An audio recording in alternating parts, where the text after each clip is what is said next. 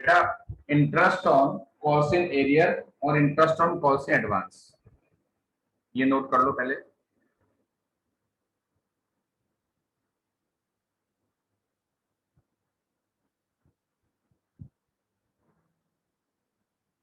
Interest on calls in arrears, बेटा जो share holder पैसे किसी इंस्टॉलमेंट के नहीं देता, अगली इंस्टॉलमेंट में देता है,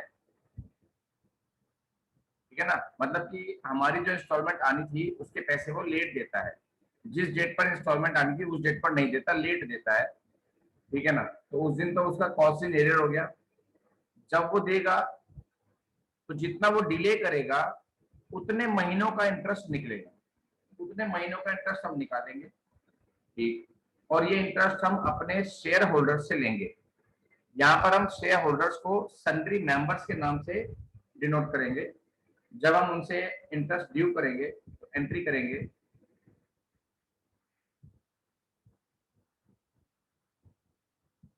sundry members account debit to interest on calls in arrears.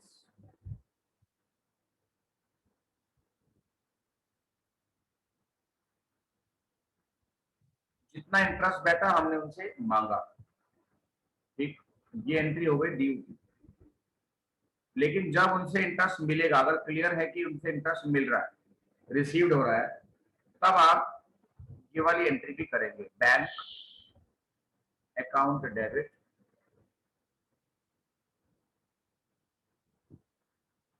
To sundry members.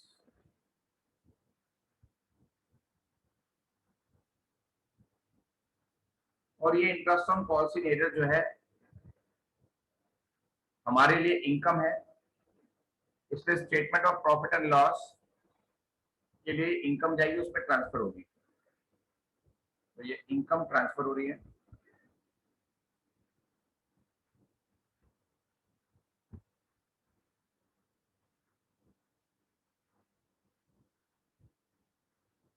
To statement of profit and loss.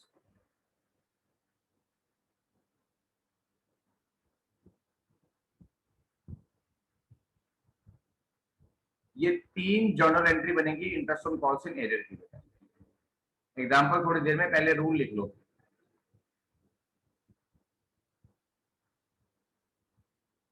इसके बाद आपको बताता हूँ interest on calls in advance. Screenshot ले लो बेटा।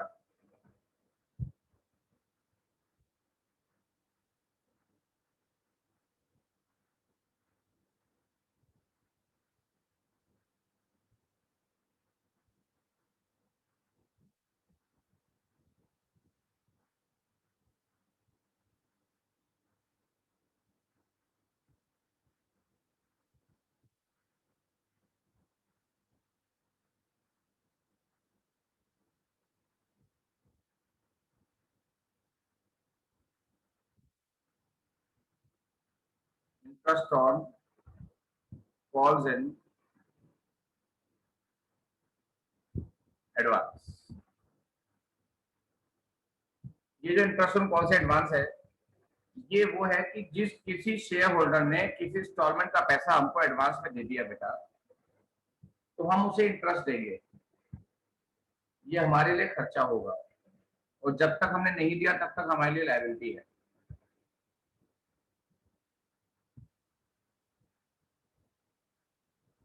उसका जो कॉल्स एडवांस है वो हमारे लिए लायबिलिटी है। जितना पैसा वो हमें दे चुका है कॉल्स एडवांस का, वो हमारी लायबिलिटी है। और जो इंटरेस्ट बैठता है ये खर्चा है, क्योंकि हमने देना है।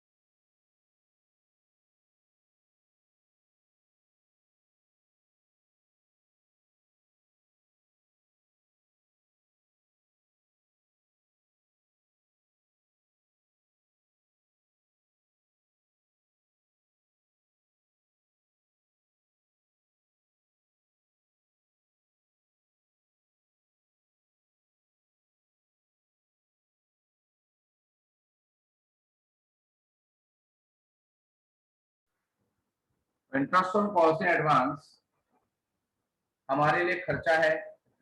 पहले हम खर्चा ड्यू करने की एंट्री करेंगे और मेंबर्स को बोलेंगे कि हमने आपका पैसा देना है, तो एंट्री बनेगी interest on calls in advance account debit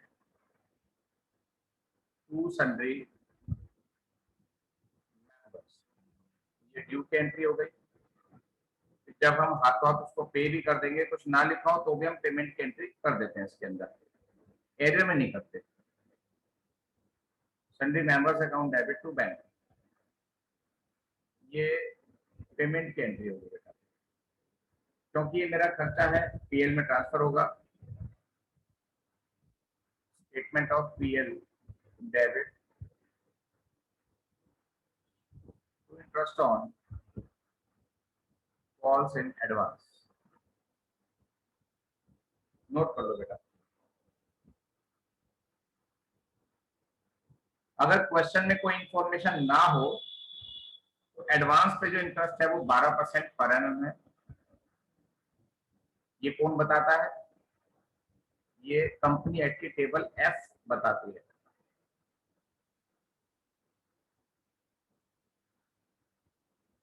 और एरियर के लिए कोई इंफॉर्मेशन ना हो इसके इंटरेस्ट के लिए, तो ये होता है 10% पर एनम। कौन बताता है? टेबल एफ बताती है।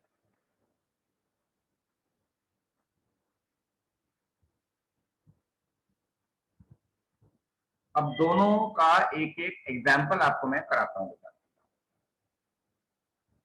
एंट्रीज तो हो जाएंगी, बेसिकली कैलकुलेशन की मेन बात आती है। एंट्री तो रूल है, ये बस यही होनी है, मेन बात है इसमें कैलकुलेशन। एप्लीकेशन अलॉटमेंट कॉल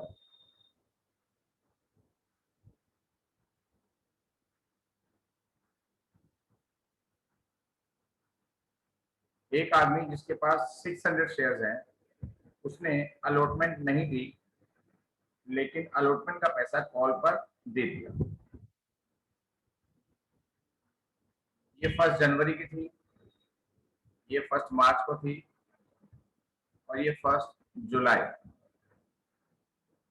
तो यहां वाला पैसा यहां मिला, तो मार्च, अप्रैल, मई और जून 4 महीने पैसा उसने रोक के रखा।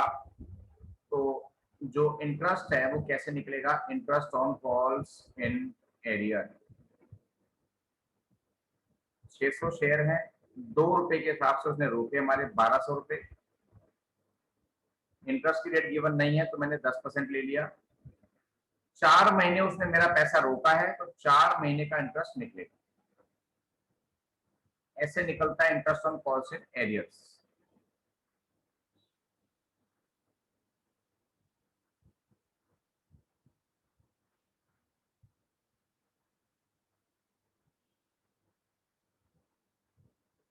शायद ₹40, बाकी आप देख लेना। हाँ 40 है।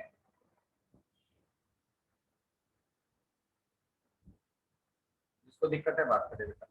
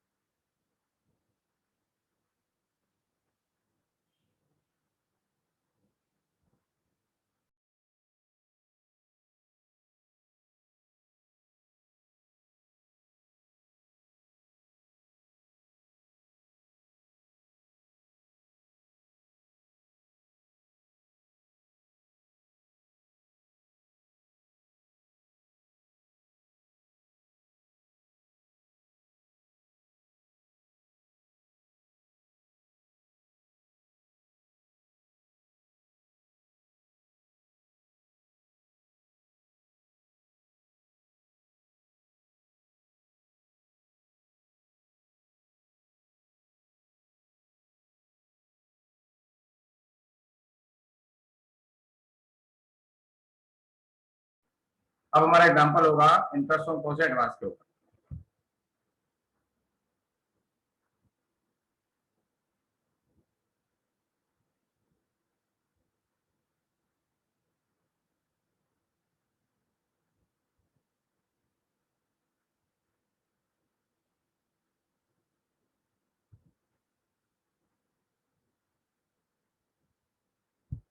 डेट्स वही है।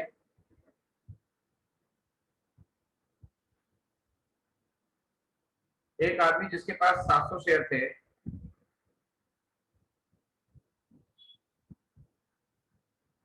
उसने अलॉटमेंट पर ही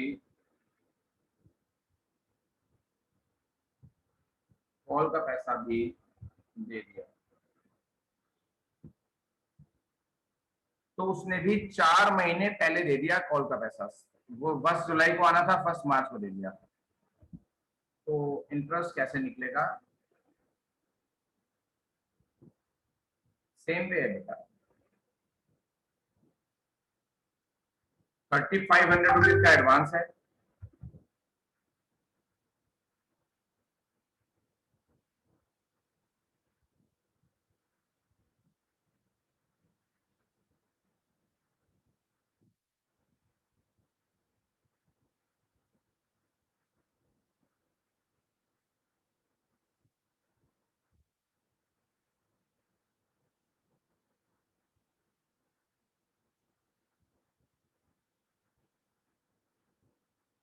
और 12%, क्योंकि रेट नहीं है तो 12% हो गया।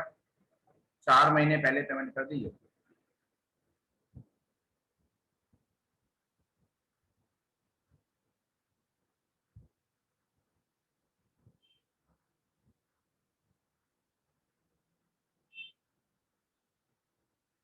ये प्रोसेस है calls in arrear and calls in advance के एंट्रीज का।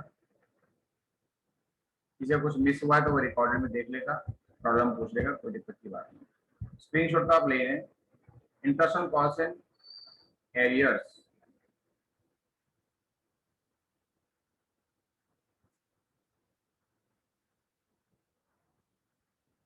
स्क्रीनशॉट ले लो।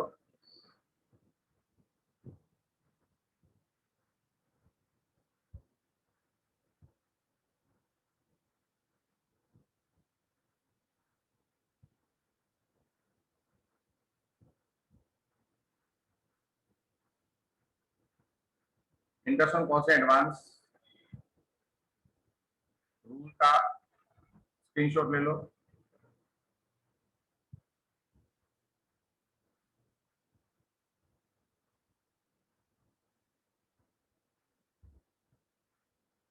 ये इसका एग्जांपल है कैलकुलेशन का, स्क्रीनशॉट ले लो।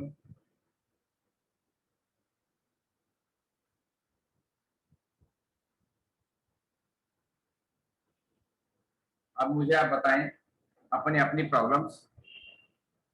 इलेस्ट्रेशन 2, 3, 4 में किसी को प्रॉब्लम है तो हैंड रेज करो बेटा। इलेस्ट्रेशन 2 से 9 दिए थे ना मैंने, तो 2, 3 और 4 में किसी को कुछ पूछना है तो हैंड रेज करो बेटा।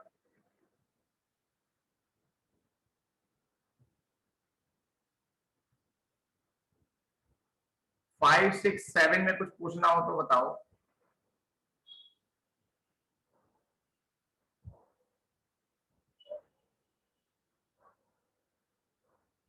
8 में प्रॉब्लम है तो बताओ।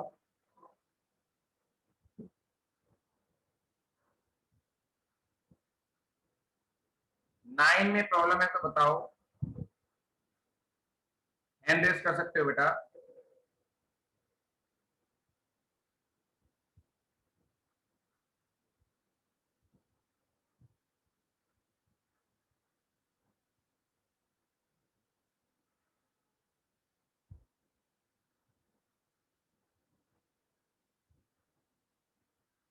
ठीक है, आगे चलते हैं। बीच में जो भी थ्योरी आ रही है, रूल्स आ रहे हैं, आपको छोड़ना कुछ नहीं है, सब कुछ आपके काम का है। एग्जाम में क्वेश्चन कहीं से भी फॉर्म हो जाता है बेटा।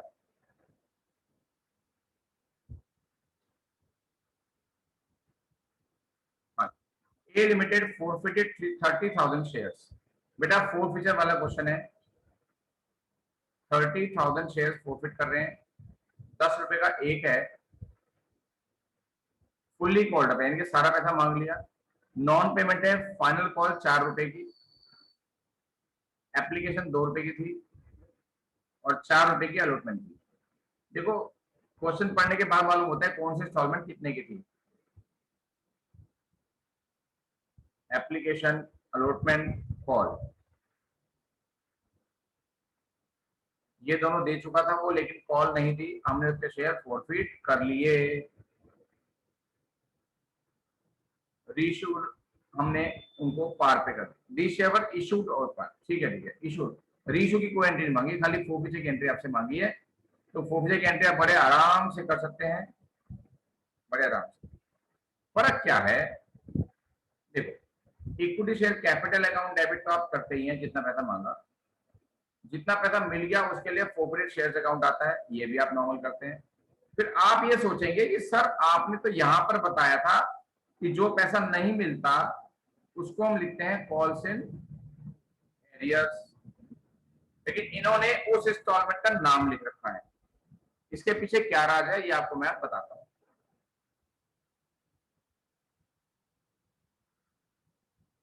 आपको याद होगा, मैं फाइनल कॉल की ना बैंक अकाउंट डेबिट,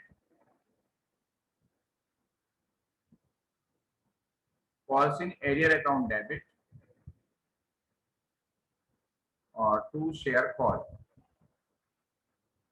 मैं अगर उसी की बात करूं, 30,000 वाले की बात करूं, तो उसने 4 रुपए वाली फाइनल कॉल ली। तो 30,000 शेयर पे 4 रुपए, यानी कि 1,20,000 रुपए का तो एरियर हो गया।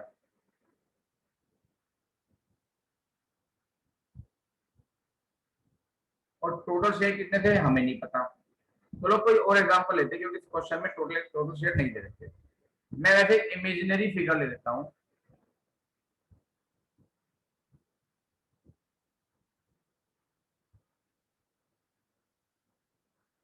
हम पॉलिसी एरियर की एंट्री कुछ इस तरीके से करते हैं बेटा, जबकि मैंने आपको कहा था कि अल्टरनेटिवली हम इसकी एंट्री ऐसे भी कर सकते हैं।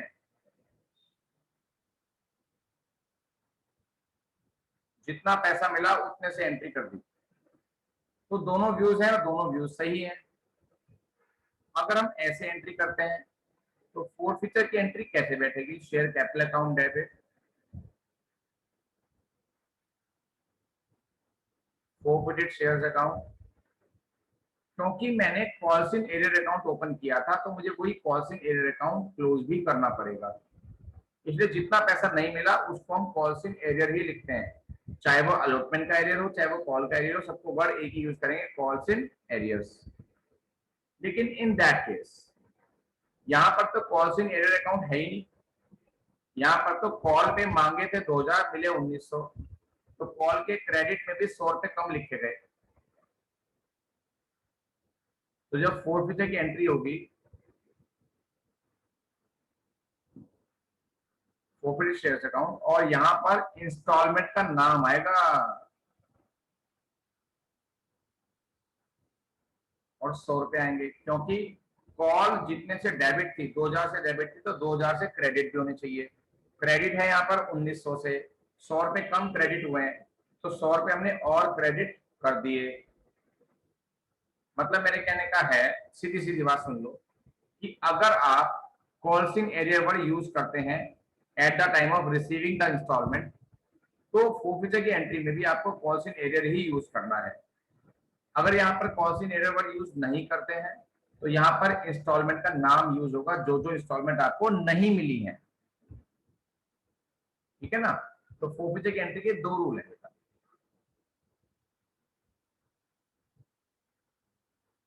मर्जी आपकी है। स्टडी मैट में अगर मोस्टली क्वेश्चन ऐसे हैं तो आप ऐसे ही लेके चलना, क्योंकि आईसीएआई में कॉपी चेकिंग के हिसाब से क्या होता है कि टीचर्स के पास स्टडी मैट ही जाता है सॉल्यूशन चेक करने के लिए, और सॉल्यूशन भी जो फॉर्म होते हैं वो भी स्टडी मैट से ही बनते हैं। वैसे तो टीचर के पास अपना भी दिमाग होता है, लेकिन मोस्टली एक्सपेक्टेशंस यही होती है कि स्टडी मैट वाला ही सॉल्यूशन लिखा जाए फॉर गेटिंग मैक्सिमम मार्क्स।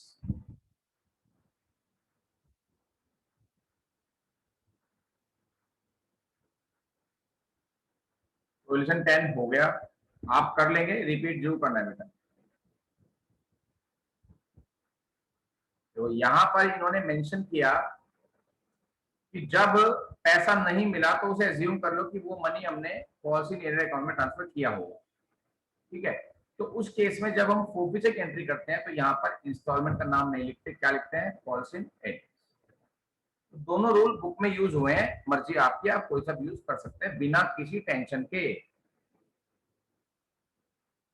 तो ये आप अपने आप करेंगे, 10 11 अपने आप हो जाएंगे, नॉर्मल है, पढ़ लिया हमने।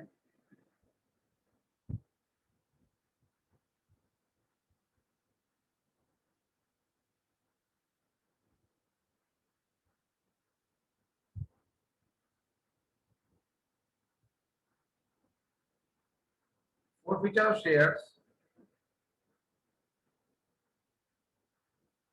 which were already issued at premium.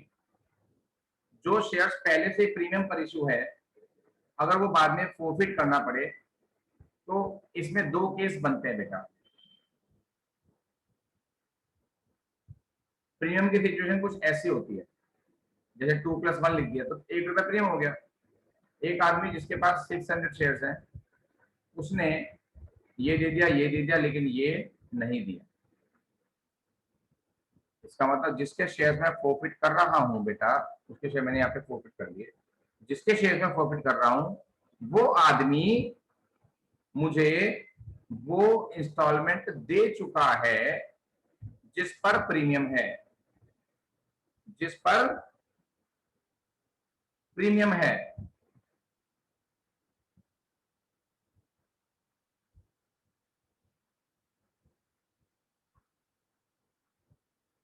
जिस पर प्रीमियम है, ठीक है। अगर प्रीमियम हमको मिल चुका है तो फोरफिचर की एंट्री नॉर्मल होती है, जैसे हम करते थे वैसी होगी, ठीक है ना। यानी कि प्रीमियम का फोरफिचर की एंट्री में कोई भी यूज नहीं है। Share capital account debit to forfeited shares account और टू फॉल्स इन एरियर्स, जैसा हम ऑलरेडी करते आ रहे हैं।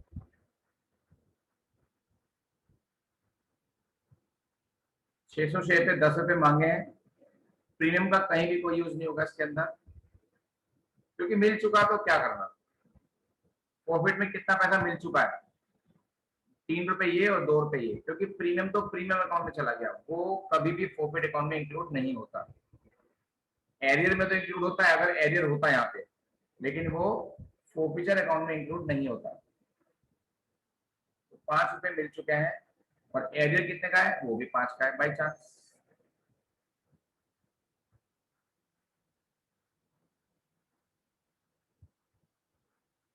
प्रॉब्लम किसी को ऐसे पूछ सकता है, सर दूसरा केस मैं बता रहा हूँ आपको। This is the case 1।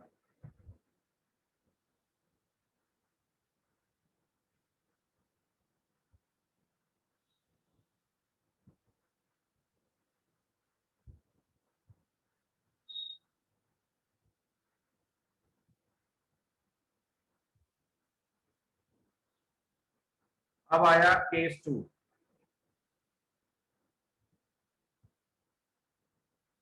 अब की बार उसने अलॉटमेंट भी नहीं दी, कॉल भी नहीं दी, शेयर प्रॉफिट हो गए।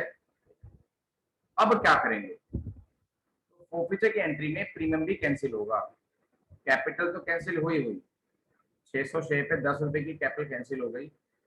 प्रीमियम नहीं मिला तो प्रीमियम भी डेबिट करना पड़ेगा, क्योंकि प्रीमियम मैंने जब मांगा था तो ड्यू पूरा किया था, क्रेडिट पूरा किया था। रिसीव होते हुए 600 शेयर पे 1 रुपए का प्रीमियम मुझे नहीं मिला होगा, तो वो प्रीमियम मुझे कैंसिल करना है। Security premium reserve account debit, 600 share पे 1 रुपए का प्रीमियम कैंसिल।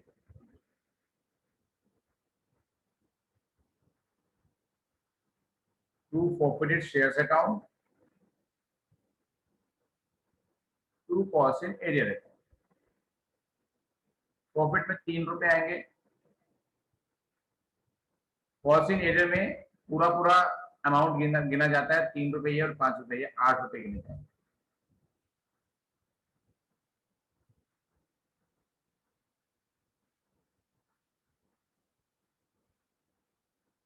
अगर प्रीमियम नहीं मिला तो प्रीमियम भी कैंसिल करना पड़ता है, इसलिए प्रीमियम भी डेबिट होता है।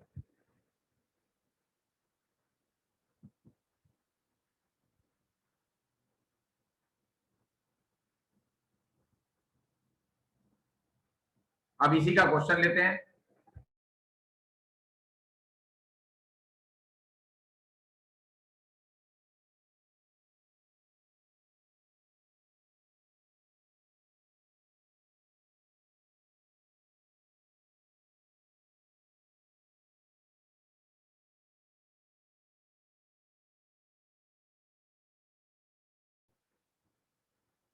100 रुपए का शेयर है और 20% प्रीमियम है, तो 100 पे 20% निकाल तो 20 रुपए का प्रीमियम आ गया।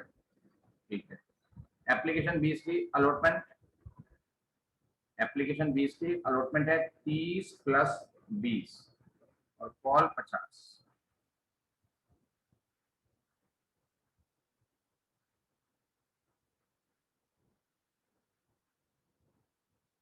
5000 शेयर जिन्होंने सिर्फ एप्लीकेशन ही दी, ये नहीं दिया।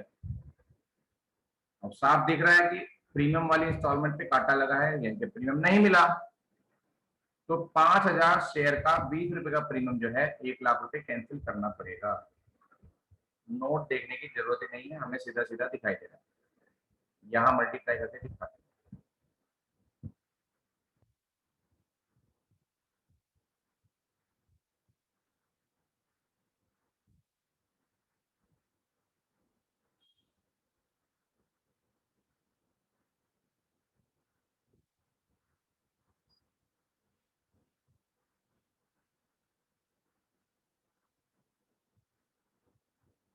थर्टी,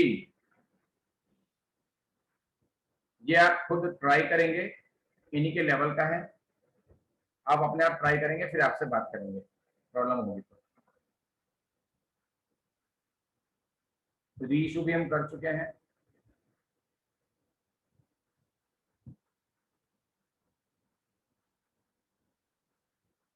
14 भी आप ट्राई करेंगे, चलो 14 हम कर लेते हैं।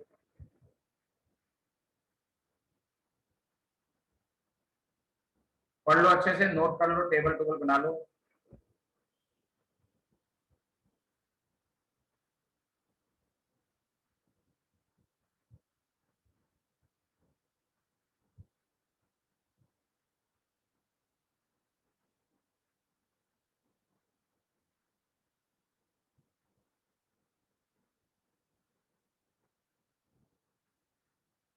अलॉटमेंट 25 की, फर्स्ट कॉल 25 की, सेकंड कॉल भी 25 की है, इंफॉर्मेशन नहीं है हमारे पास, और एप्लीकेशन भी 25 की है।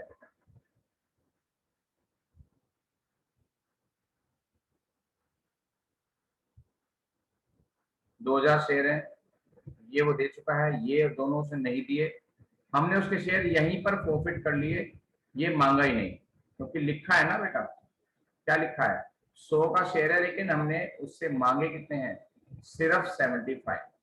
हमने जब उससे मांगे ही 75 हैं, 75 ही मांगे हैं, तो यानी कि 25 रुपए की लास्ट इंस्टॉलमेंट हमने नहीं मांगी, वहां पर डैश लगेगा और फोर फीचर उससे पहले हो जाएगा।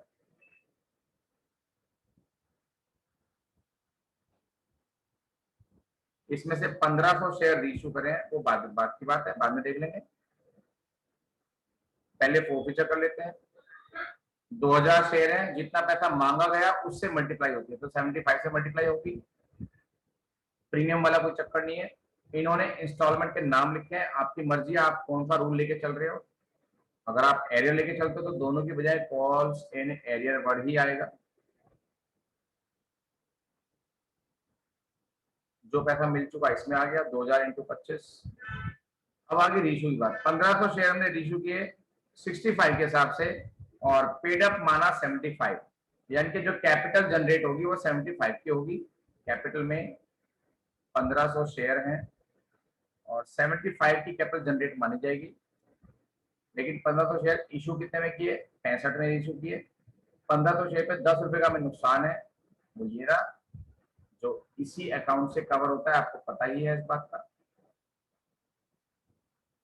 और फॉर्मूला लगा करके इसका कैपिटल रिजर्व में ट्रांसफर आप फाइंड कर लेंगे, क्योंकि 2000 शेयर प्रॉफिट के हैं, 1500 रीइशू के हैं, तो कैपिटल रिजर्व में कितना ट्रांसफर होगा आपको पता ही है, फॉर्मूला लगाना पड़ेगा। मैं लगाता हूँ, number of share reissued 1500 multiply gain per share loss per share, 25 gain है, क्योंकि वो मुझे एप्लीकेशन तो दे चुका है ना, ये रहा गेन, जितना दे चुका वो गेन पर शेयर, और 75 वाला शेयर 65 का बेच रहे तो 10 रुपए का नुकसान है पर शेयर। ये निकल के आया कैपिटल रिजर्व छोटे फार्मूले से। दोनों फार्मूले बताए, कोई सा लगा लो इसके अंदर तो कोई टेंशन नहीं।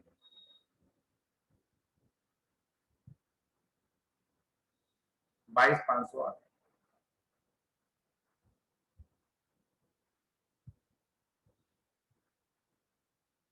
वर्किंग आप इनकी यूज ना करें तो अच्छा रहेगा, वर्किंग तो जो मैंने बता रखी है उसी को यूज करें, या जो आप लोगों ने क्लास 12 में अगर बहुत अच्छे से किया है तो उस रूल कॉपी का भी यूज कर सकते हैं। ऑल वर्किंग्स आर करेक्ट, सबकी सब वर्किंग्स को मान्यता है, सबने अप्रूवल दे रखा है। जो आपको अच्छी लगे वर्किंग वही करनी है, प्रॉब्लम भी हो सकते हैं।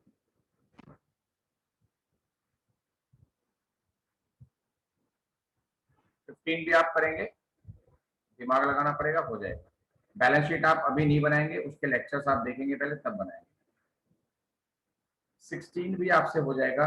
मैं बहुत ज्यादा काम आपको देना नहीं चाहता क्योंकि ओवर बर्डन हो जाता है फिर। ये कंसिडरेशन अदर देन कैश वाला बाद में कर लेंगे, पहले आप 10 to 16 फिनिश करेंगे बेटा। ये अगर इजीली हो गए तो मैंने इस रूल का आपको लेक्चर भेज रखा है, इस रूल का लेक्चर भेज रखा है मैंने, वो दोबारा से देख के इसको भी हम ट्राई करेंगे, जो मिसिंग होगा वो भी कवर करेंगे। मैं कराई दूंगा, एक आधे क्वेश्चन को ज्यादा नहीं होगा। बैलेंस शीट फिर बोल रहा हूँ कि बाद में बात करेंगे बैलेंस शीट की। और इसमें कुछ नहीं है, हालांकि मैंने आप लोगों को प्रो डाटा का भी एक लेक्चर दे रखा है जिसमें 2-3 क्वेश्चन अपने बना के सॉल्व करा रखे हैं, आपको वो उन्हीं लेवल पे सॉल्व कर लेना। क्वेश्चंस में कुछ एक्स्ट्रा आएगा तो वो भी देख लेंगे बेटा। एक मिनट, कल का टाइम तो आपके पास है ही है, तो मेरे हिसाब से तो एक काम करो आप फिर, यू देर नाउ, आपका कल का दिन भी है, परसों हम शाम को ही क्लास लेंगे, तो finish the chapter. I suggest you finish the chapter election questions, क्योंकि जो इसमें है पहले आप वो फिनिश करें। इलेक्शन क्वेश्चन, एमसीक्यूज, तीनों चीज फिनिश करनी है, लेकिन पहले सारे रूल्स, अगर आपको रिवाइज नहीं है तो रूल रिवाइज करने हैं। इलेक्शन 10 से शुरू करना है काम और फिनिश कर देना है, ठीक है ना। एक्सेप्ट दो चीज छोड़नी है इसके अंदर, आप चैप्टर फिनिश कर रहे हैं, अभी मेरी तरफ से फिनिश नहीं हुआ क्योंकि इसके अंदर कैश बुक आप लोग अभी सिखाई नहीं है तो वो छोड़नी है, और बैलेंस शीट छोड़नी है इन एवरी क्वेश्चन। बाकी सब कुछ आपको फिनिश करना है, इनसे रिलेटेड क्वेरीज आप छोड़ देंगे, बाकी सब कुछ आपको फिनिश करना है, ठीक है। तो आपको थोड़ा सा ही काम था बेटा, किसी की कोई क्वेरी हो तो बताओ मुझे, हैंड रेस करो, मैं बात करता हूँ आपसे, अदरवाइज क्लास इज ओवर।